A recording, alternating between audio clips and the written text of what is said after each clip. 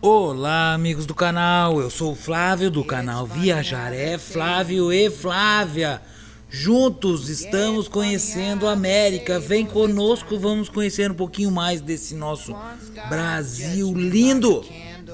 Hoje nós vamos falar de duas comunidades quilombolas localizadas em Campo Grande, capital do Mato Grosso do Sul. Vem conosco, se não se inscreveu, aproveite agora, se inscreva. No final do vídeo não deixe de fazer um comentário, para nós é muito importante.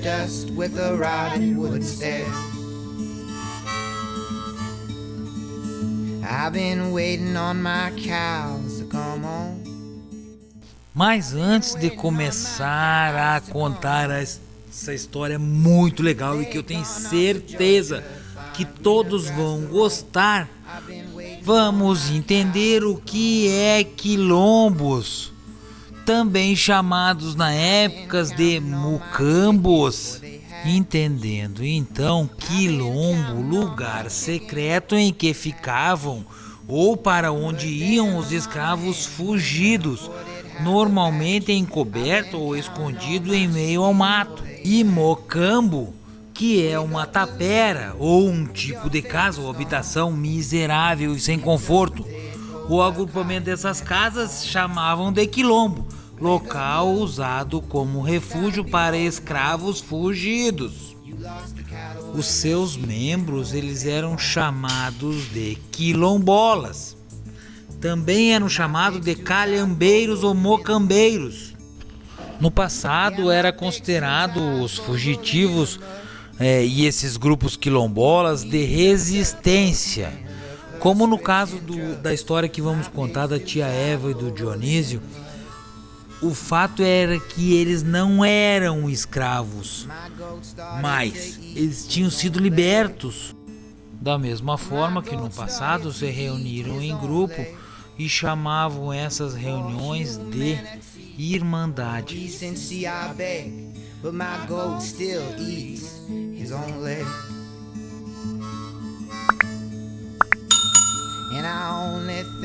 E hoje vamos conhecer a comunidade quilombola do Dionísio.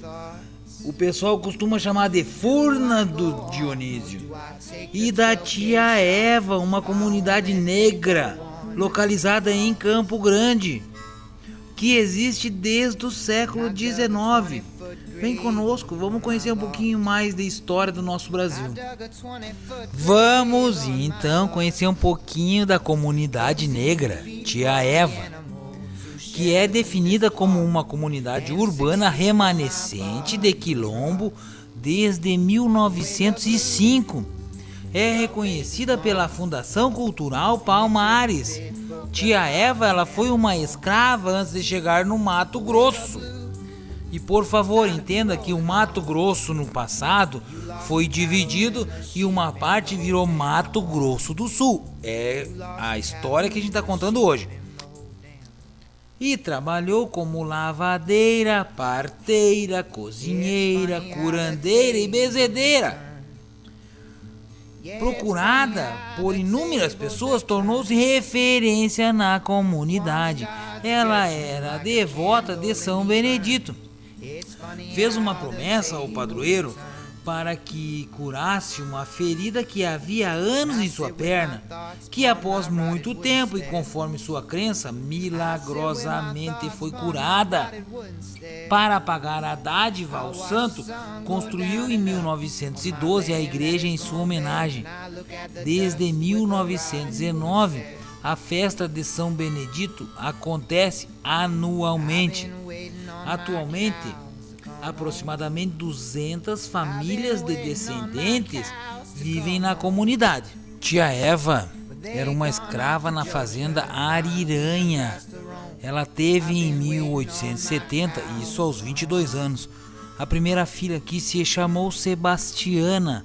Posteriormente, ela teve outras duas filhas, a Joana e a Lázara, que segundo os historiadores, elas eram filhas de pais diferentes. Entendendo um pouquinho mais da história e da ferida da perna, da dona Eva, que trabalhando em um tacho de doce, a escrava Eva, ela deixou cair em sua perna, isso por acidente, uma panela de banha quente. Por esse episódio, os historiadores afirmam que então ela ficou com aquele queimado sem cicatrizar e ficou com mau cheiro na perna dela. Aí, por causa do cheiro da ferida, fizeram um ranchinho para ela lá no fundo do quintal da casa da fazenda. Mas ali mesmo ela continuava a trabalhar. Ela fazia sabão. E foi em 1888 liberta ela e suas filhas, que se deslocaram para um bairro da região que eles chamavam de Cortagoela, um local muito pobre. Alguns consideravam até como uma senzala urbana, porque mesmo não sendo escravo, eles acabavam vivendo às custas de migalhas dos próprios escravagistas da época.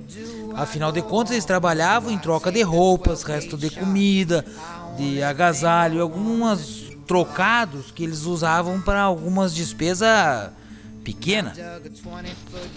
Entendendo que foi nesse período que a tia Eva, ela sem condições financeiras, com 3 filhas para criar e ainda com a ferida na perna, que não se curava, continuou a trabalhar para os Vilelas e a benzer os males de todos aqueles que a procuravam. Nas terras da fazenda Ariranha, ela foi aos poucos construindo um pequeno pecúlio. Carro de boi, tinha uns boizinhos, tinha umas galinhas, tinha porco. De acordo com o historiador Sérgio Antônio da Silva, 74 anos, bisneto da tia Eva, ela recebia recursos. Era doação que faziam porque, para benzer, a pessoa dá. Não pode ser negociado. Fica a cargo de quem foi benzido dar alguma coisa ao benzedor. E assim ela foi juntando um patrimônio. E foi em 1894 que nasceu o primeiro neto da tia Eva, Francisco de Paula Pinto, filho de Joana Maria de Jesus e Joaquim Ferreira Pinto.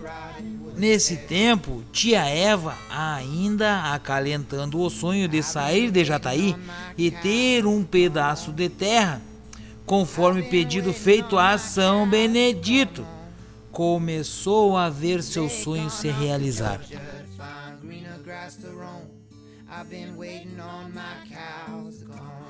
E foi no ano de 1904 que tia Eva iniciou os preparativos para a viagem. Chegou a Jataí um grupo de ex-escravos, isso de Uberaba, que estava migrando para o Mato Grosso na época. Um desses ex-escravos era Dionísio Antônio Martins, fundador da futura comunidade negra rural Furnas do Dionísio, e que iremos contar a história, por sinal muito linda. Siga e acompanhe essa aventura. Essa história é magnífica e conta parte da fundação da cidade de Campo Grande, capital do estado do Mato Grosso do Sul. Bom, começou a viagem e esses libertos, isso na estrada, eles faziam paradas em algum lugar e faziam uma roça. Duravam uns 3 ou 4 meses para colherem o que eles produziam. Depois que eles colhiam, eles seguiam viajando de novo. Por isso a viagem do local onde eles estavam até chegar em Campo Grande foi muito demorada. Esses libertos é um fato curioso e que preciso narrar para vocês. Ao tentarem cruzar os limites do estado de Goiás para o Mato Grosso, eles foram obrigados a parar em um posto de fiscalização. Isso para serem cadastrados, porém, vários desses ex-escravos não possuíam sobrenome e precisavam inventá-los. Grupos de homens, consanguíneos ou não, assumiram certo sobrenome. Desse modo, surgiram os Borges, os Custódios, os Caetano, os Silva, os Martins, os Souzas e os Pintos. Tia Eva, suas filhas e todas as outras mulheres, mesmo sem laços consanguíneos, adotaram o sobrenome de Jesus, como afirma a dona Conceição Rosa de Jesus, neta de Dionísio. Como podemos perceber nessa história, a tia Eva ela foi idealizada como uma liderança religiosa. Os sacrifícios vividos por ela no cativeiro, as promessas que fez a São Benedito e o seu dom de benzer e curar doenças formaram a sua imagem ligada diretamente ao campo do sagrado, como que revivendo o mito judaico-cristã da terra prometida. Tia Eva pediu a São Benedito uma terra onde os negros eles pudessem viver em liberdade, isto sem apanhar. E foi em 1905 que os imigrantes dessa comitiva, logo que chegaram à recém-formada Vila Santo Antônio de Campo Grande, isso é o nome dado antigamente a Campo Grande, no sul do Mato Grosso, eles procuraram uma região com terras sem dono. Pouco tempo depois, eles as encontraram na região do Olho d'Água, isso a cerca de 6 quilômetros do centro da vila. Nessa região, numa área de mata próximo ao córrego Segredo, tia Eva, suas filhas, genro, neto, Adão e outros ex-escravos tomaram posse de uma área de mata e ali erigiram o embrião da comunidade negra rural chamada hoje de Tia Eva. Entenda que Tia Eva foi um nome dado porque ela era acompanhada por Adão, então tinha uma ideia de que seria a terra prometida dado a Adão e a Eva. Isso no simbolismo religioso católico. Alguns pontos importantes para nós compreender essa história. A tia Eva ela teve uma ferida na perna que durou mais de 15 anos. A tia Eva, junto com seu grupo, ela comprou esse terreno onde hoje tem essa comunidade. E pelos seus dotes, e a história confirma que ela foi a primeira parteira, já que não existia uma maternidade aí em Campo Grande. Na época também não tinha padre na localidade. O padre mais próximo que tinha vinha de Niuaque. Por sinal, é um vídeo que a gente já publicou contando a história de Niuaque, que vale a pena ver. E todas as crianças que nasciam ou as pessoas que faleciam sempre procuravam a tia Eva para que ela fizesse as primeiras orações. Ela era considerada na época como hoje um ministro de orações, um ministro da igreja. A história contada de boca em boca diz que foi fazendo essas orações e recebendo as doações que ela juntou o dinheiro para comprar esse terreno. E que custou na época 85 mil réis. Com esse dinheiro ela conseguiu comprar 8 hectares de terra. Outra promessa da tia Eva e que a comunidade tenta manter é uma festa realizada ao Santo São Benedito, e que é o padroeiro da igrejinha e da comunidade também, que dura 3 dias, com uma característica muito legal e importante, que o almoço é servido gratuitamente, arrecadado junto à comunidade e o exterior para a realização desse almoço. A festa nos dias atuais, ela dura 3 dias e ela é mantida por órgãos estaduais e federais. A igreja da comunidade, ela é tombada pelo patrimônio histórico, municipal, estadual e federal.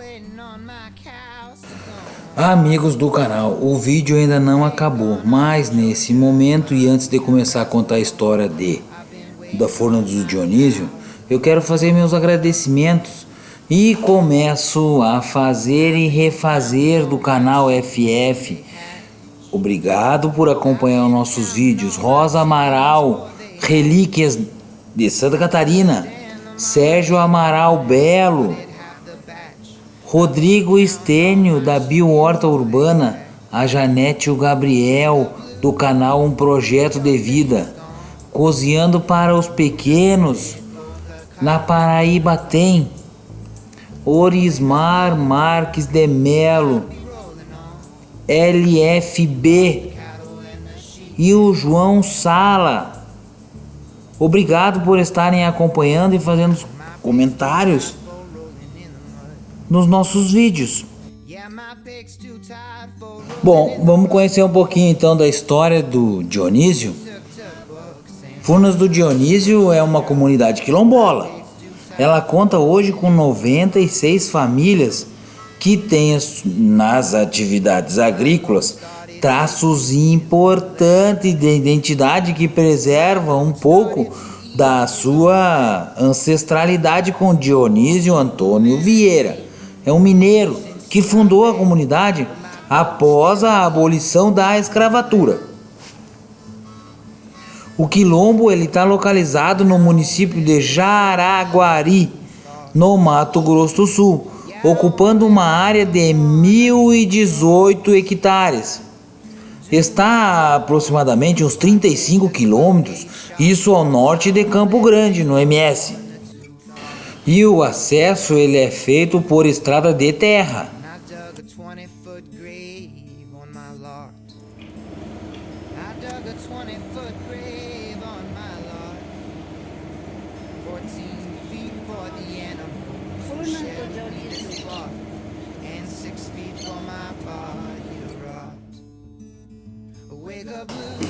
O território é um vale com formato de ferradura, com aproximadamente uns 9 quilômetros de extensão, cercado de morros dentro da Serra de Maracaju, e parte do território da comunidade está em área de preservação permanente, APP. A comunidade quilombola, ela conta com aproximadamente umas 450 pessoas. Mas das 22 comunidades quilombolas que existem no estado do Mato Grosso do Sul, Furnas do Dionísio, ela é a mais populosa. A comunidade é formada por sítios e chácaras, paisagens exuberantes e maravilhosas de tirar o fôlego, com cachoeiras e córregos que desaguam no rio Aquidauana. Furnas tem como bioma o cerrado e clima tropical chuvoso. A comunidade quilombola de Furnas do Dionísio é uma comunidade rural com economia de subsistência, agricultura familiar, pequena criação de gado e ainda hoje mantém muito do modo ancestral da sua história de produção. Ilustrando um pouquinho a nossa contação de história, Dionísio veio de Goiás junto, na mesma comitiva, que a tia Eva, e que a gente contou a história anteriormente. Ele e seu povo, seu grupo, ele ficou hospedado com a tia Eva. A tia Eva, para você ilustrar, é hoje uma comunidade de São Benedito. Logo depois disso, eles seguiram e pararam nas proximidades da fazenda Olho d'Água, que se estabeleceu ao lado do córrego Lajeadinho. Na época havia muita água corrente, construiu sua casa de pau a pique e parede barreada. Posteriormente ele veio construir uma casa de madeira.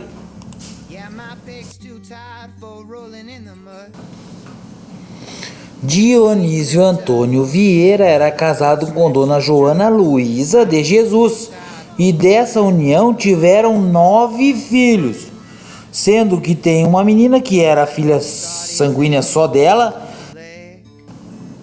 e um outro filho de coração que se chamava Abraão e que eles tinham adotado. Não há um consenso sobre a vinda de Dionísio para o estado do Mato Grosso, mas isso é importante nós entender porque alguns autores relatam que ele já tinha vindo na época da Guerra do Paraguai, isso entre 1864 e 1870, isso para lutar. Voltou e buscou sua família. Outros autores dizem que Dionísio veio para o Mato Grosso, na época, ainda como pessoa escravizada, na mesma época do fundador da cidade de Campo Grande, José Antônio Pereira. E quando alforriado, adquiriu as terras de Furnas para a plantação de subsistência, enquanto outros ainda dizem que ele soube das terras devolutas através de rumores locais lá em Minas Gerais. O consenso existe somente que Dionísio estabeleceu-se em Furnas em 1980 e no começo do século XX requereu seu nome nas terras. Dionísio Antônio Vieira, ele faleceu em 1930 e Dona Joana Luísa logo após isso, no ano de 1933. As terras da comunidade elas foram então divididas entre os filhos de Dionísio. Furnas do Dionísio ela é conhecida por suas belezas naturais exuberantes e paisagens maravilhosas. Conforme a divulgação a respeito da comunidade avança nas redes sociais, a procura tem aumentado cada dia mais. Principalmente nos finais de semana, a procura pelas águas refrescantes das cachoeiras da comunidade é grande. E a gente está mostrando para vocês como é lindo. 5 córregos cortam Furnas do Dionísio: Ribeirão Pombal, Lajadinho, a Gruta Pulador, Boa Vista e Taboquinha.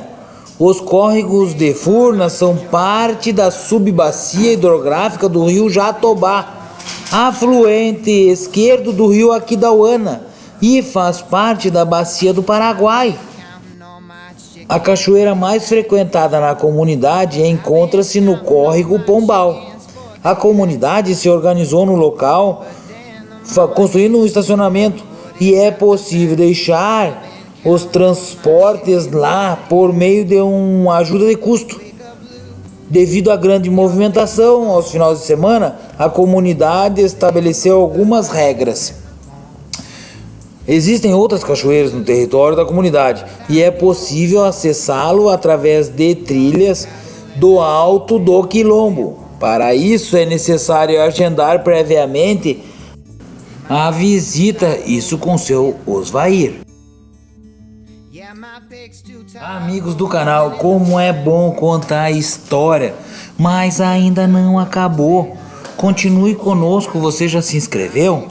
Se não se inscreveu, agora é a hora. Não esquece de deixar um like.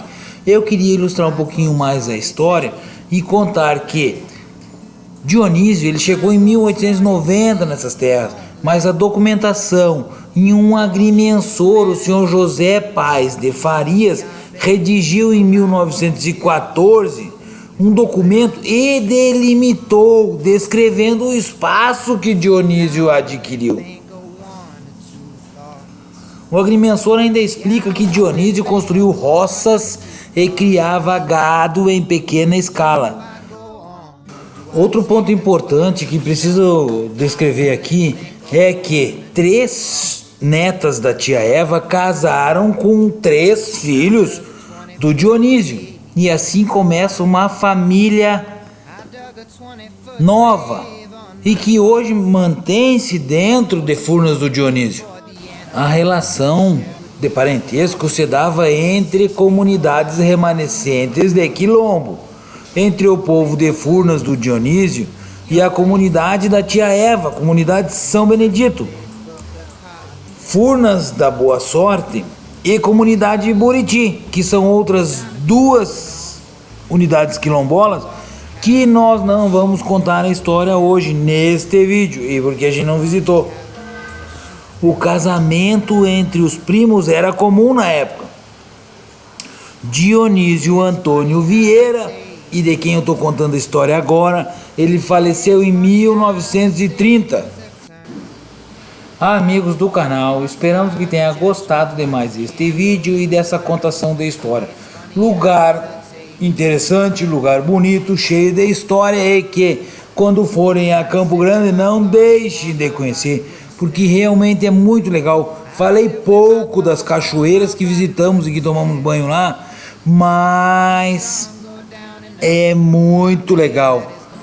Tenho certeza que o dia vai ser incrível quando vocês forem visitar. I've been waiting on my cows to come home. I've been waiting on my cows to come home. But they gone off to Georgia to find greener grass to roam.